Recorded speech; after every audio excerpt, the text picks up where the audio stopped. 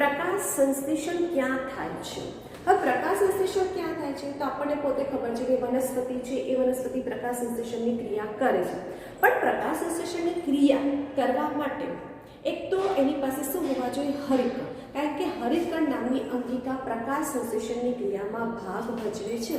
તો વનસ્પતિ છે એ વનસ્પતિની અંદર જે પર્ણ છે એ પર્ણ પ્રકાશ સંશ્લેષણની ક્રિયામાં મહત્વનો ભાગ ભજવે છે.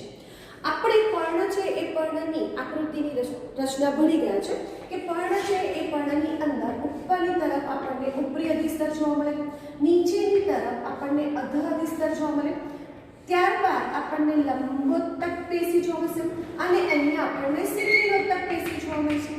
આ રીતની આપણે રચના ભણી ચૂક્યા છે. આ ઉપરી અધિસ્તર છે, જ્યાં ઉપરી અધિસ્તરની અંદર આપણે મૃદુતક કોષો છે, તેની બહારની તરફ ક્યુટિકલનું આવરણ છે, તેની અંદર આપણને વાયુરંધ્ર જોવા મળશે. બધી જ રચના આપણે ભણી ગયા. અધર અધિસ્તર છે ત્યાં પણ આપણને ક્યુટિકલનું આવરણ જોવા મળશે. પર્ણ છે તો આપણને પર્ણરોમની રચના જોવા મળશે. આ પણ ભણી ગયા. તે ઉપરાંત વચ્ચેનો જે પણ ભાગ છે આપણે શું કીધું? મધ્ય પર્ણપેશી, એટલે કે ઉપરી અધિસ્તર અને અધર અધિસ્તર એમની વચ્ચેનો જે ભાગ છે આપણે શું કહે છે? મધ્ય પર્ણપેશી. અને એ મધ્ય પર્ણપેશીની અંદર લંબોત્તક અને શિથિલોત્તક નામની પેશી આવેલી છે અને એ પ્રકાશ સંશ્લેષણની ક્રિયામાં મહત્વનો ભાગ ભજવે છે. તો આ જે હરિતકણ નામની પેશી છે એની અંદર કેવી રીતની રચના થતી હશે એ આપણા માટે પ્રશ્ન થાય છે. તો આપણે હરિતકણ છે એ હરિતકણની આકૃતિ જે ભણી ચૂક્યા છે એને ખાલી ફરી યાદ કરવાની છે કે કઈ રીતે એની રચના જોવા. તો હરિતકણ છે એની આપણે આકૃતિ જોઈએ. એની અંદર આપણને બે પડની રચના જોવા. બહારનું જે પડ છે એને આપણે શું કહીએ છીએ? બાહ્ય પટલ કીધું હતું. અંદરનો જે ભાગ છે એને આપણે શું કીધું? અંતઃપટલ. અંતઃપટલમય તંત્રની રચના કરે છે. આ અંતઃપટલમય તંત્ર છે એની અંદર આપણને બે ભાગ જોવા મળતા હતા. એક આપણને સિક્કાની થપ્પીઓની માફક, સિક્કાની થપ્પીની માફક ગોઠવણી જોવા મળતી હતી. આ રીતની રચના. ઓકે, અને એને આપણે શું કીધું હતું કે સિક્કાની થપ્પીઓની જે ગોઠવણી છે તેને શું કીધું હતું? ગ્રેના કીધું હતું. તો આ શું આપણું ગ્રેના, રાઈટ? ગ્રેનાને જોડતો આ જે ભાગ આપણે કીધો હતો, બરાબર, એને આપણે શું કીધું હતું? આંતરગ્રેનમ. આંતરગ્રેનમ. અને બાકીનો જે આધારકનો વિસ્તાર હતો જેને આપણે આધારક કીધું હતું અથવા તો આપણે શું કહીએ છીએ? સ્ટ્રોમા કીધું હતું. આ ભાગ ગ્રેના અને બાકીનો છે આ વિસ્તાર છે એને આપણે શું કહીશું? સ્ટ્રોમા. આધાર. બે વસ્તુ ધ્યાનમાં રાખવાની છે. હરિતકણ છે એ હરિતકણની અંદર આપણને ગ્રેના અને સ્ટ્રોમા બે જોવા મળશે. ગ્રેના સિક્કાની થપ્પીની માફક ગોઠવાય છે અને તેની અંદર શું છે? થાઇલેટ હોય અને જે પ્રકાશ સંશ્લેષણની ક્રિયામાં મહત્વનો ભાગ ભજવે છે. હવે એક વસ્તુ સમજવાની છે. આ જ આકૃતિ અને આ આકૃતિની અંદર જે ભાગ છે એનામાં કઈ ક્રિયા થશે તો ચેપ્ટરમાં થોડુંક સમજ પડશે કે કઈ રીતની રચના છે. ગ્રેના અને સ્ટ્રોમા. આ જે ગ્રેના છે એ ગ્રેનમ, પહેલી વસ્તુ એ આપો કે જે ગ્રેના છે જેમાં થાઇલેટ હોય છે અને એ હરિતદ્રવ્ય, બરાબર છે, એટલે પ્રકાશ સંશ્લેષણની ક્રિયા કરે છે. તો આ જે છે ગ્રેના છે એ ગ્રેના પ્રકાશની હાજરીમાં કાર્ય કરે છે. ગ્રેના છે એ ગ્રેના પ્રકાશની હાજરીમાં, એટલે આપણે એવું કહી શકીએ કે દિવસ દરમિયાન કામ કરે છે, રાઈટ? પછી દિવસ દરમિયાન કાર્ય કરે છે એટલે એને શું કહેવાય છે? પ્રકાશ તબક્કા તરીકે ઓળખવામાં આવે છે. પ્રકાશ તબક્કો તરીકે ઓળખવામાં આવે છે.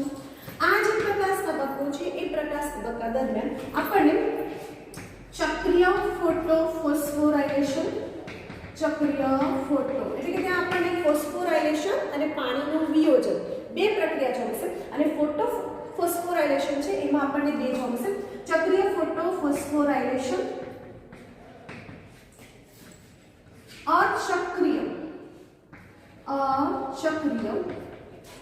ફોટોફોસ્ફોરાઇલેશન.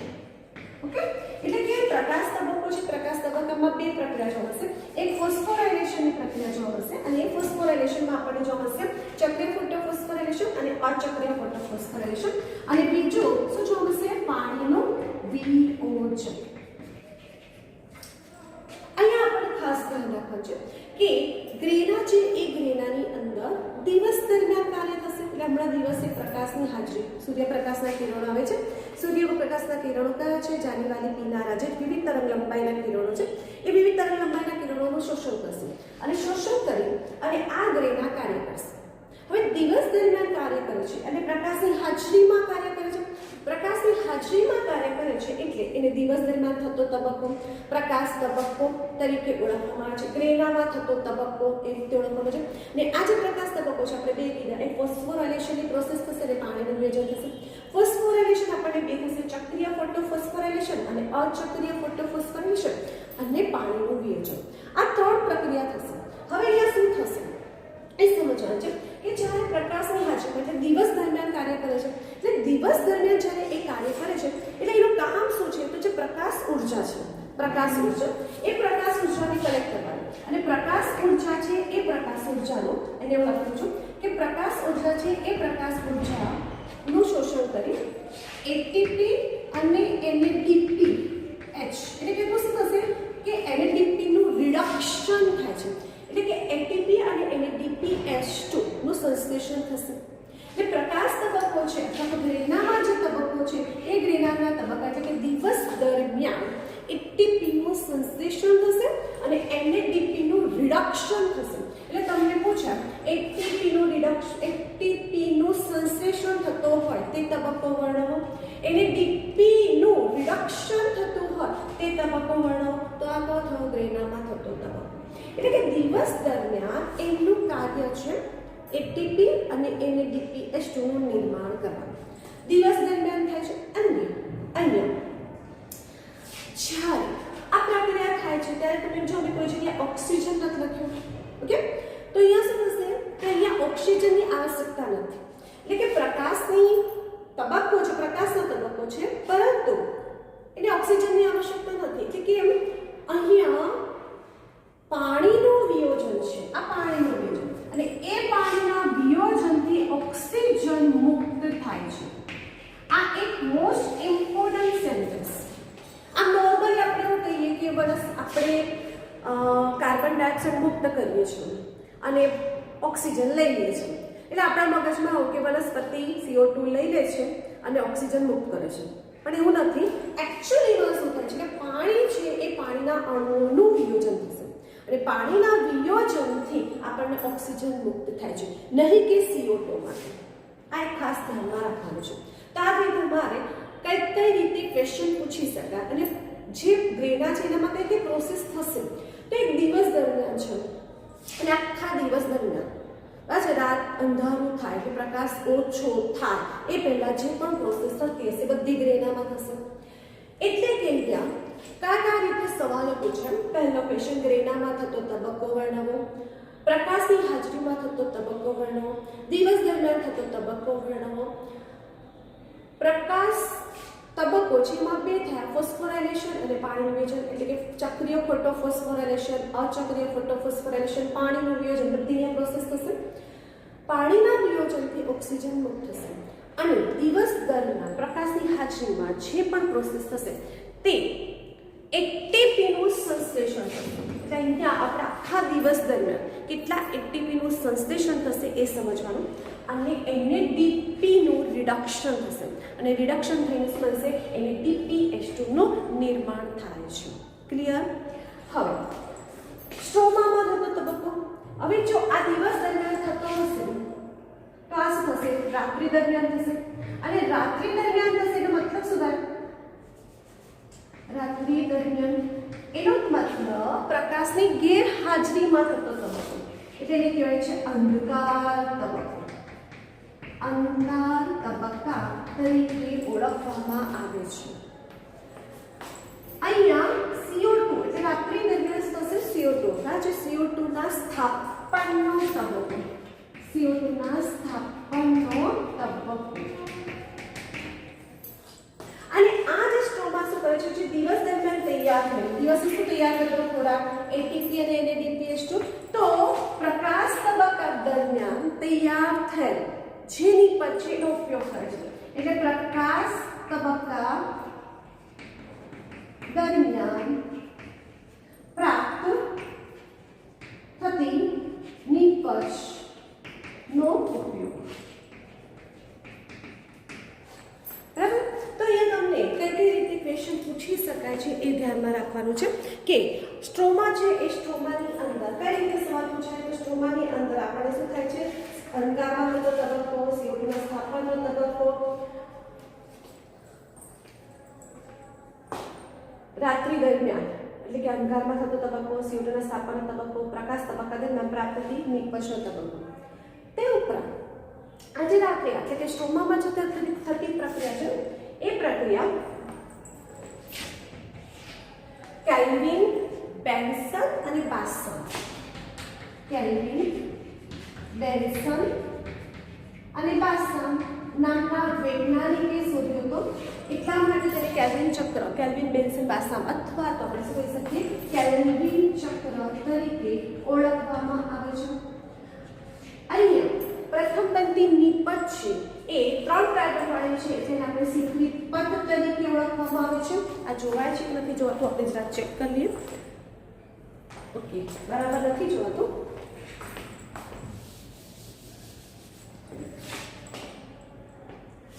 આ જે છે સ્ટ્રોમામાં થતી પ્રક્રિયા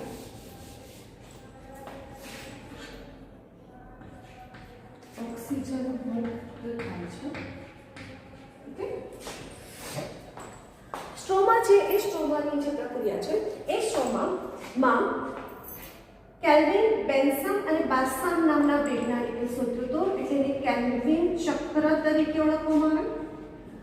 તેમાં પ્રથમ પંક્તિ નિપજ 3 કાર્બન વાળી છે તેને C3 પદ તરીકે ઓળખવામાં આવે અને એ અંગારમાં થતો તબક્કો છે. જૈવ સંશ્લેષણની પ્રોસેસ થાય છે માટે જૈવ સંશ્લેષણ તબક્કા તરીકે ઓળખવામાં આવે છે. તો તમે જો કે ગ્રેનામાં કઈ રીતે સવાલો પૂછાય, સ્ટ્રોમામાં કઈ રીતે સવાલો પૂછાય. એક પ્રોસેસ સ્ટ્રોમામાં થતી પ્રક્રિયા છે પણ તમે દેખો કે એના સવાલો કેટલા બધા છે. ક્વેશ્ચન તમને પૂછાય અંગારમાં થતો તબક્કો વર્ણવો, CO2ના સ્થાપનનો તબક્કો વર્ણવો, પ્રકાશ સંશ્લેષણ દરમિયાન પ્રાપ્ત થતી નિપજ છે એનો ઉપયોગ ક્યાં થાય છે એ પ્રક્રિયા સમજાવો. કેલ્વિન, બેન્સમ અને બાસમ નામના વૈજ્ઞાનિકે શોધી માટેની કેલ્વિન ચક્ર કહેવાય. પ્રથમ પંક્તિ નિપજ 3 કાર્બન વાળી છે તેને C3 પદ તરીકે ઓળખવામાં આવે છે અને આ પ્રક્રિયા જૈવ રાસાયણિક પ્રક્રિયાઓ છે પ્રકારની એટલે શું કહે છે જૈવ સંશ્લેષણ તબક્કા તરીકે ઓળખવામાં આવે છે. તો તમે જુઓ કે અહીંયા ચેપ્ટર છે એ ચેપ્ટરનો સાર અહીંયા કહેવામાં આવે છે કે ચેપ્ટરની અંદર તમારે કયો ટોપિક ભણવાનો રહેશે. તો તમારે ગ્રેનામાં થતો તબક્કો અને સ્ટ્રોમામાં થતા તબક્કાની વાત કરી. હવે આપણે સ્ટાર્ટ કરીશું ગ્રેનામાં થતા તબક્કો એટલે કે આપણે પ્રકાશ તબક્કાની શરૂઆત કરીશું. તો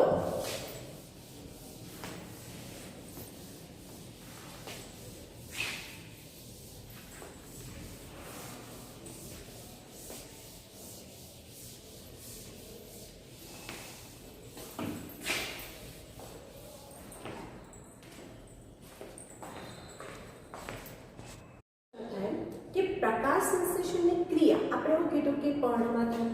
તો પર્ણની અંદર શું આવેલા છે તો હરિકણ.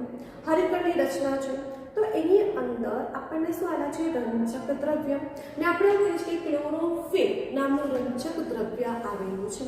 હવે આ જે ક્લોરોફિલ નામનું રંજક દ્રવ્ય છે એ ક્લોરોફિલ નામનું રંજક દ્રવ્ય કોઈ એક રંજક દ્રવ્યથી નથી બને.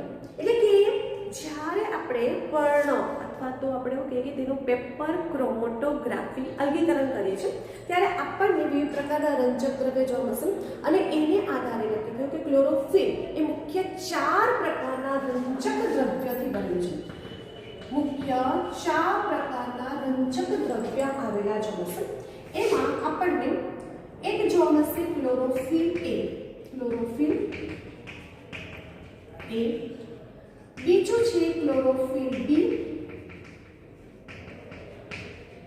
ત્રીજું છે ચેન્થોફિલ અને ચોથું છે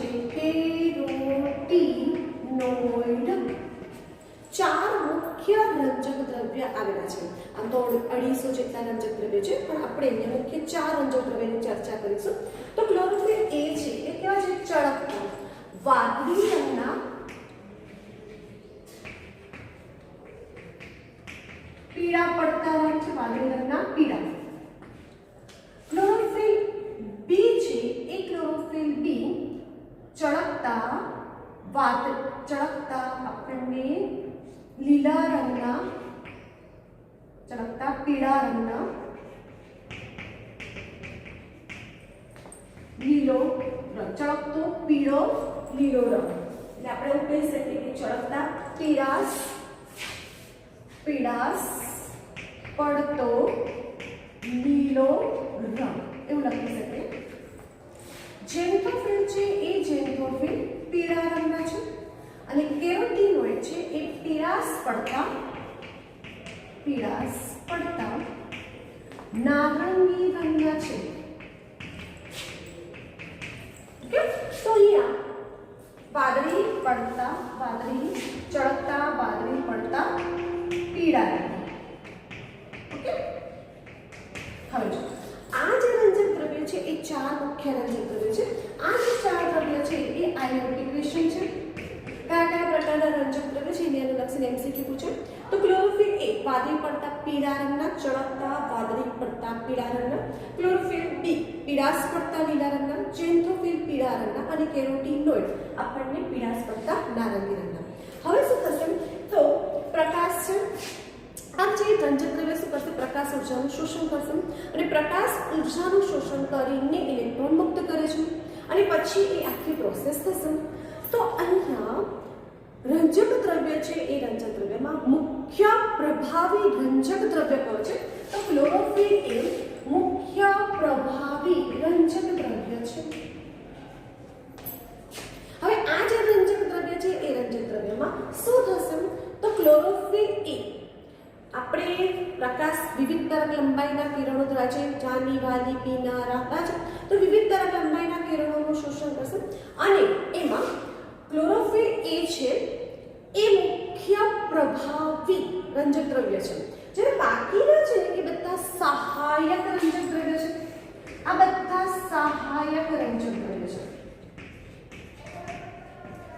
એટલે શું થશે કે આ જે સહાયક રંજક દ્રવ્યો છે એ વિવિધ પ્રકાશની તરંગ લંબાઈનું શોષણ કરશે અને શોષણ કરીને કોણ આપશે? ક્લોરોફિલ એ ને. અને પછી ક્લોરોફિલ એ ઉત્તેજિત થશે અને પ્રક્રિયા કરશે. આટલું સમજ પડી? વિવિધ તરંગ લંબાઈના કિરણોનું શોષણ આ કરશે ક્લોરોફિલ બી, ઝેન્થોફિલ અને કેરોટીન. અને વિવિધ તરંગ લંબાઈના કિરણોનું શોષણ કરશે અને એ ક્લોરોફિલ એ ને આપશે અને ક્લોરોફિલ એ શું થશે? એક્ટિવ થશે અને ક્લોરોફિલ એ હવે પ્રક્રિયા સ્ટાર્ટ કરશે. તો આ જે ક્લોરોફિલ ઉત્તેજિત થશે ને એ ક્લોરોફિલ એ જે રંજક દ્રવ્ય છે, એટલે કે આપણે શું કહીશું? ફોટો પિગમેન્ટ સિસ્ટમ 1 અને ફોટો પિગમેન્ટ સિસ્ટમ 2. તો અહીંયા આપણે જે રંજક દ્રવ્ય છે એ રંજક દ્રવ્યમાં આપણે લાઇટ હાર્વેસ્ટિંગ કોમ્પ્લેક્સ ને આ જે રંજક દ્રવ્ય છે એનો એક આખો કોમ્પ્લેક્સ સમૂહ છે અને એને આધારે આપણે રંજક દ્રવ્યમાં PS1 અને PS2 ને ધ્યાનમાં રાખવાના છે. PS1 છે એનું નામ છે ફોટો પિગમેન્ટ સિસ્ટમ 1 અને આ PS1 છે એ 700 નેનોમીટર તરંગ લંબાઈના કિરણોથી ઉત્તેજિત થાય છે. એટલે 700 નેનોમીટર તરંગ લંબાઈના કિરણોનું શોષણ કરશે અને PS2 680 નેનોમીટર તરંગ લંબાઈના કિરણોનું શોષણ કરીને ઉત્તેજિત થશે. એટલે PS1 જે 600 નેનોમીટર તરંગ લંબાઈના કિરણોથી ઉત્તેજિત થાય છે તેને P700 તરીકે લખવામાં આવશે અને PS2 680 નેનોમીટર તરંગ લંબાઈના કિરણોનું શોષણ કરે છે માટે શું થાય છે? P680 તરીકે ઓળખવામાં આવે છે. તો આ રીતે આપણે બે ફોટો પિગમેન્ટ સિસ્ટમ 1 અને ફોટો પિગમેન્ટ સિસ્ટમ 2 ની વાત કરી અને આ રીતે રંજક દ્રવ્ય છે એ રંજક દ્રવ્ય ભેગા થઈને એક આખું કોમ્પ્લેક્સ બનાવશે. શું કહે છે? લાઇટ હાર્વેસ્ટિંગ કોમ્પ્લેક્સ તરીકે ઓળખવામાં આવે છે. પ્રકાશગ્રાહી સંકુલ તરીકે ઓળખવામાં આવે છે. આ થોડીક જ માહિતી આપી એની ડિટેલ્સ આપણે પછી આગળ ભણીએ છીએ. મને હમણાં જે થિયરી ચલાવેલી છે એનો ખાલી મને બે મતલબ જ સમજાવવા છે, એક PS1 અને PS2. અને LSC. ઓકે, હવે આપણે ટોપિકથી સ્ટાર્ટ કરીએ કે આપણે ક્લોરોફિલ A અને ક્લોરોફિલ B એ 700 નેનોમીટર તરંગ લંબાઈના કિરણોથી ઉત્તેજિત થાય અને 680 નેનોમીટર તરંગ લંબાઈના કિરણોથી ઉત્તેજિત થતા જોવા મળશે. તો એને આધારે અહીંયા આપણે પ્રકાશ તબક્કો છે.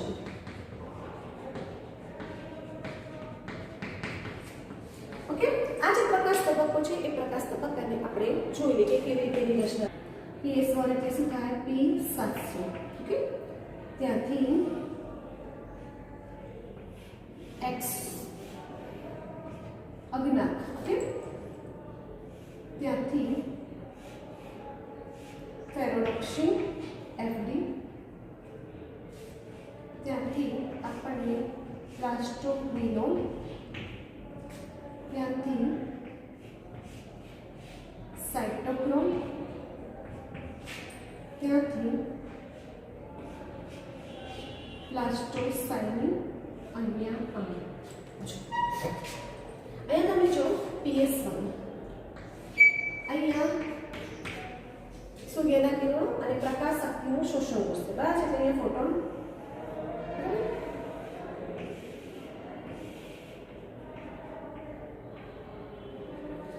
ચાર ફોટોન ઉપર થશે અને P700 શું થશે? ઉત્તેજિત થશે. P700 ઉત્તેજિત થશે એટલે શું થશે? ઇલેક્ટ્રોન મુક્ત થશે. અને ક્લોરોફિલ A PS1 ઉત્તેજિત થશે અને 4 ઇલેક્ટ્રોન મુક્ત થશે. આ 4 ઇલેક્ટ્રોન ક્યાં જશે? અજ્ઞાતમાં. ત્યાંથી 4 ઇલેક્ટ્રોન ક્યાં જશે? ફેરોડોક્સિનમાં. ત્યાંથી 4 ઇલેક્ટ્રોન ક્યાં જશે? પ્લાસ્ટોક્વિનોનમાં. ત્યાંથી 4 ઇલેક્ટ્રોન ક્યાં જશે? સાઇટોક્રોમ તંત્રમાં. ત્યાંથી 4 ઇલેક્ટ્રોન ક્યાં જશે? પ્લાસ્ટોસાઇનમાં. અને પાછા 4 ઇલેક્ટ્રોન ક્યાં જશે? PS1. એટલે અહીંયા તમે જો કે પ્રક્રિયા PS1 થી સ્ટાર્ટ થઈ અને સંપૂર્ણ ક્યાં થઈ? PS1 માં થઈ. માટે એને આપણે શું કહીએ છીએ? ચક્રીય ફોટોફોસ્ફોરાયલેશન તરીકે ઓળખવામાં આવે છે. ક્લિયર? હવે આપણે શું કહીશું? અચક્રીય ફોટોફોસ્ફોરાયલેશન. PS2 એટલે શું થશે? P680. ચલો એનામાં પણ શું થશે?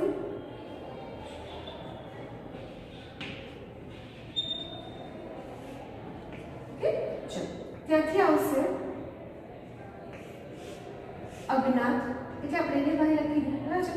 ત્યાંથી 4 ઇલેક્ટ્રોન ક્વિનોનમાં આવશે. ત્યાંથી 4 ઇલેક્ટ્રોન પ્લાસ્ટોક્વિનોનમાં આવશે. જો શું થયું? PS2. બરાબર છે? એના પર આપણે 4 ફોટો અહીંયા આપણે સૂરજ. ઓકે, આમ સરસ લાગે. ઓકે, તો શું થશે? P680 એટલે કે ક્લોરોફિલ A ઉત્તેજિત થશે. 4 ઇલેક્ટ્રોન મુક્ત થશે. આ 4 ઇલેક્ટ્રોન ક્યાં ગયા? અજ્ઞાતમાં ગયા. ત્યાંથી અજ્ઞાત કહી દો અથવા તો પ્રાથમિક વિજાણુ ગ્રાહક. બરાબર છે? જે ગ્રહણ કરે છે એ. ત્યાંથી 4 ઇલેક્ટ્રોન ક્યાં ગયા? ક્વિનોન. ત્યાંથી 4 ઇલેક્ટ્રોન ક્યાં ગયા? પ્લાસ્ટોક્વિનોન. અને પાછા ક્યાં ગયા? સાઇટોક્રોમ. અને PC પ્લાસ્ટોસાઇનિન અને PS1. એનો મતલબ તમે જો કે PS2 થી પ્રક્રિયા સ્ટાર્ટ થઈ છે પરંતુ પૂર્ણ ક્યાં થઈ છે? PS1 માં. સમજણ પડે છે? PS2 સ્ટાર્ટ ક્યાંથી થઈ? PS2 થી સ્ટાર્ટ થઈ પણ પૂર્ણ ક્યાં થઈ છે? PS1 માં. ઓકે, તો જો ચક્રીય ફોટોફોસ્ફોરાયલેશનની અંદર સુધી પ્રક્રિયા PS1 થી સ્ટાર્ટ થઈ અને કમ્પ્લીટ ક્યાં થઈ? PS1 માં થઈ. અને પ્રક્રિયા PS2 થી સ્ટાર્ટ થઈ તો કમ્પ્લીટ ક્યાં થશે? PS1 માં. તો જો PS1 માંથી 4 ઇલેક્ટ્રોન ધ્યાનમાં રાખજો જે બોલું છું. PS1 એટલે કે P700 નેનોમીટર તરંગ લંબાઈના કિરણો છે એ શોષણ કરશે. ક્લોરોફિલ A ઉત્તેજિત થશે.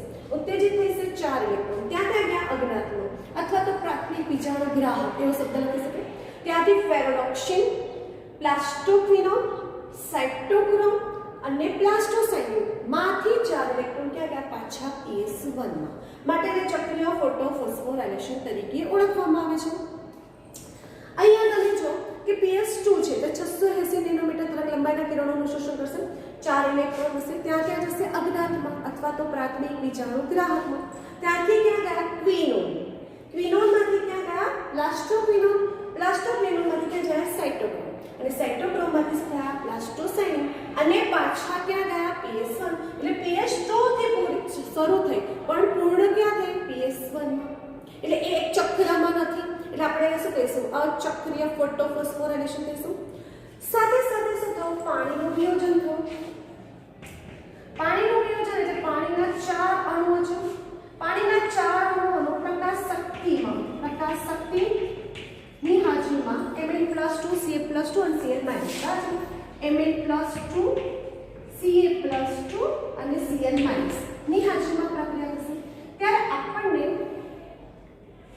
એક 4H+ અને બીજું કોણ છૂટું પડે 4OH- ઓકે આ 4OH બરાબર પાણીના અણુનું વિયોજન કર્યું એટલે મને એક 4H+ મુક્તા અને 4OH મુક્તા આ 4OH માંથી બસ ત્યાંથી આપણને 2H2O2 હાઇડ્રોજન પેરોક્સાઇડનું નિર્માણ થયું બરાબર આ હાઇડ્રોજન પેરોક્સાઇડ છે એ હાઇડ્રોજન પેરોક્સાઇડમાંથી આપણને 4 ઇલેક્ટ્રોન છે એ આપણને ક્યાં ગયા પાછા PS2 અને એના બદલે શું થયા પાણીના અણુ અને O2 હું લખું છું O2 બસ તો પાણીના અણુનું વિયોજન કરું છું ત્યારે 4OH માંથી 4 ઇલેક્ટ્રોન અને હાઇડ્રોજન પેરોક્સાઇડ આ હાઇડ્રોજન પેરોક્સાઇડમાંથી શું થશે પાણીના 2 અણુ અને ઓક્સિજનનો 1 અણુ મુક્ત થાય અને પાછા 4 ઇલેક્ટ્રોન ક્યાં ગયા PS2 માં એટલે પાણીના વિયોજનથી મુક્ત થયેલા 4 ઇલેક્ટ્રોન ક્યાં જાય છે તો પાણીના વિયોજનથી મુક્ત થયેલા 4 ઇલેક્ટ્રોન PS2 માં જાય છે આ MCQ થયા બરાબર બધા જ MCQ કરો છો ઓકે આ 4H છે હવે આ 4H છે એ ક્યાં જશે બરાબર જરા ઇરેઝ કરો આ જે 4H છે એ 4H આયા બરાબર આ 4H અને ફેરોડોક્સિન છે એ ફેરોડોક્સિનમાંથી હું આગળ લખું છું 4 ઇલેક્ટ્રોન આ 4 ઇલેક્ટ્રોન આ 4H જોજો હા બંને શું કર્યું તો બંને NADP નું રિડક્શન કરશે ઓકે અને NADP નું રિડક્શન કરીને NADPH2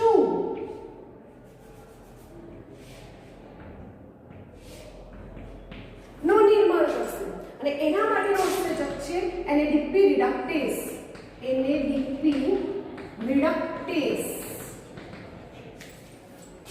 થયું તો તમે જો હજુ છે નાના નાના નીચે લખી દે તો તમને હજુ ક્લિયર થશે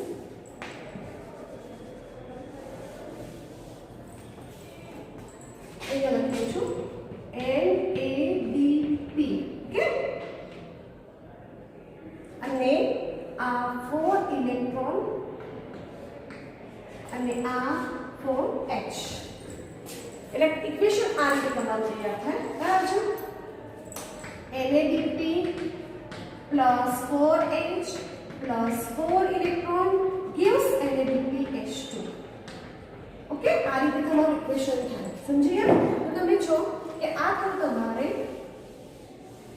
ચક્રીય અને અચક્રીય અને પાણીનું વિયોજન ત્રણ થિયરી સાથે થઈ ગઈ જે ચોપડીમાં અલગ અલગ આપેલી છે તો ત્રણ થિયરીને બરાબર જોઈએ અહીંયા આપણે અચક્રીય ફોટોફોસ્ફોરાયલેશનમાં જોઈએ પહેલું અચક્રીય ફોટોફોસ્ફોરાયલેશન સ્ટાર્ટ કર્યું તો PS2 માંથી મુક્ત થયેલા ઇલેક્ટ્રોન ક્યાં જાય છે તો PS2 માંથી મુક્ત થયેલા ઇલેક્ટ્રોન PS1 માં જાય છે એક MCQ થયો બીજું અચક્રીય ફોટોફોસ્ફોરાયલેશન પાછું અચક્રીય ફોટોફોસ્ફોરાયલેશનમાં PS2 અને PS1 બંને ભાગો છે PS2 અને PS1 બંને પ્રક્રિયામાં ભાગ લે છે જ્યારે ચક્રીય ફોટોફોસ્ફોરાયલેશનમાં ઓન્લી PS1 જ ભાગ લેતો હતો ચક્રીય ફોટોફોસ્ફોરાયલેશન PS1 થી સ્ટાર્ટ થઈને PS1 માં પૂર્ણ થયું આ ચક્રીય ફોટોફોસ્ફોરાયલેશન પૂર્ણ થઈ ગયું પણ અચક્રીય ફોટોફોસ્ફોરાયલેશનમાં બે પ્રોસેસ થાય એક PS2 થી સ્ટાર્ટ થશે PS1 માં પૂરી થશે અને બીજું કે PS2 અને PS1 બંને ભાગ વચ્ચે છે તો PS1 થી થતી પ્રક્રિયા આ છે PS1 થી જશે તો જો PS1 4 ફોટોન બાજુગ્રામ થશે, ક્લોરોફિલ A ઉત્તેજિત થશે 4 ઇલેક્ટ્રોન અજ્ઞાત, ત્યાંથી ક્યાં ગયા ફેરોડોક્સિન, ત્યાંથી 4 ઇલેક્ટ્રોન ક્યાં ગયા NADP ના રિડક્શનમાં, તો PS1 થી શરૂ થયેલી પ્રક્રિયા ક્યાં ગઈ તો NADP ના રિડક્શનમાં. એટલે અચક્રીય ફોટોફોસ્ફોરેશનમાં બે પ્રોસેસ થાય. PS2 થી સ્ટાર્ટ થઈ PS1 માં પૂર્ણ થઈ, PS1 થી સ્ટાર્ટ થઈ NADP ના રિડક્શનમાં થઈ. એ ધ્યાનમાં રાખવાનું છે. એટલે કે અચક્રીય ફોટોફોસ્ફોરેશનમાં PS2 અને PS1 બંને ભાગ ભજવે છે. ક્લિયર? તો આ રીતે અચક્રીય ફોટોફોસ્ફોરેશનમાં PS1 છે એમાંથી 4 ઇલેક્ટ્રોન અજ્ઞાતમાં ગયા ફેરોડોક્સિન અને 4 ઇલેક્ટ્રોન NADP ના રિડક્શનમાં ભાગ ભજવે છે. આ NADP છે એ NADP રિડક્ટેઝ इससे ચક્રીય હાજરીમાં NADPH2 માં ફેરવાય છે.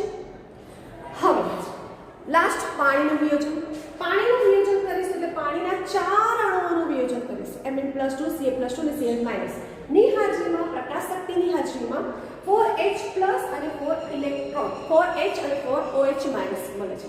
4H ક્યાં ગયા NADP ના રિડક્શનમાં અને 4OH છે એનું શું થશે હાઇડ્રોજન પેરોક્સાઇડ અને એમાંથી પાણીના 2 અણુ અને ઓક્સિજનનો 1 અણુ પ્રાપ્ત થશે અને પાછા 4 ઇલેક્ટ્રોન ક્યાં ગયા PS2 માં. તો પાણીના વિયોજનથી પ્રાપ્ત થતા, પાણીના વિયોજનથી મુક્ત થતા ઇલેક્ટ્રોન ક્યાં ગયા PS2. અથવા તો MCQ PS2 છે એ ઇલેક્ટ્રોન ક્યાંથી મેળવે છે તો કોણામાંથી પાણીના વિયોજનથી. તો આ બધા થયા તમારા MCQ. તો તમે જુઓ કે આ જે ચાર્ટ છે ભલે ચોપડીમાં નથી આપેલો પરંતુ તમને ઘણા બધા ક્વેશ્ચન અહીંથી મળી જાય છે. તો આ ચાર્ટ બનાવવાનો અને આ ચાર્ટને આધારે જ જે થિયરી છે એને એક્સપ્લેન કરવાની છે. ક્લિયર? આ રીતે તમે જો કે જ્યારે પ્રક્રિયા થાય છે બરાબર અચક્રીય ફોટોફોસ્ફોરેશન, તો અચક્રીય ફોટોફોસ્ફોરેશનમાં PS1 થી સ્ટાર્ટ થઈ અહીં પૂર્ણ થઈ, PS2 થી સ્ટાર્ટ થઈ અહીં પૂર્ણ થઈ, પાણીનું વિયોજન થયું એટલે કે જ્યારે આપણે એને ચાર્ટ દોરીશું તો એ Z જેવા શેપમાં તૈયાર થશે. બરાબર Z આકારમાં તૈયાર થશે. હવે એની આપણે આગળ ચોપડીમાં જે છે એની આપણે ચર્ચા કરીશું, પણ અહીંયા આપણે ફરી રિવિઝન કરીએ. પ્રકાશ તબક્કો છે 3, એક ફોસ્ફોરાયલેશન અને એક પાણીનું વિયોજન. ફોસ્ફોરાયલેશનમાં ચક્રીય ફોટોફોસ્ફોરાયલેશન અને અચક્રીય ફોટોફોસ્ફોરાયલેશન અને પાણીનું વિયોજન. ચક્રીય ફોટોફોસ્ફોરાયલેશનમાં પ્રક્રિયામાં કોણ ભાગ ભજવે છે PS1 પહેલા MCQ. બીજું ચક્રીય ફોટોફોસ્ફોરેશન ક્યાંથી શરૂ થશે અને ક્યાં પૂર્ણ થશે તો PS1 થી શરૂ થશે અને PS1 માં જ પૂર્ણ થશે. ચક્રીય ફોટોફોસ્ફોરેશનમાં કોણ ભાગ ભજવે છે તો પ્લાસ્ટોક્વિનોન, સાયટોક્રોમ, પ્લાસ્ટોસાયનિન, ફેરોડોક્સિન.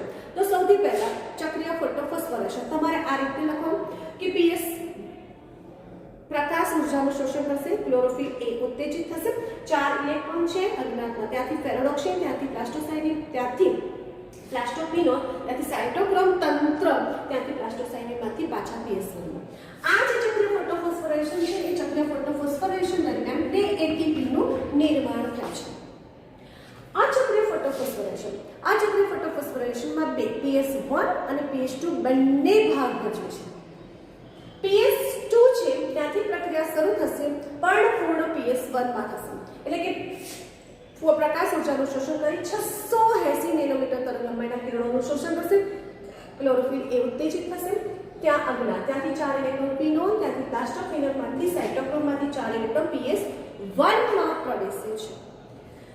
PS1 માંથી જે ઇલેક્ટ્રોન મુક્ત થયા તે પાછા PS1 માં નથી જતા પણ શું થશે NADP ના રિડક્શનમાં. તો PS1 માંથી 4 ઇલેક્ટ્રોન ફેરોડોક્સિનમાંથી NADP ના રિડક્શનમાં ભાગ ભજવે છે.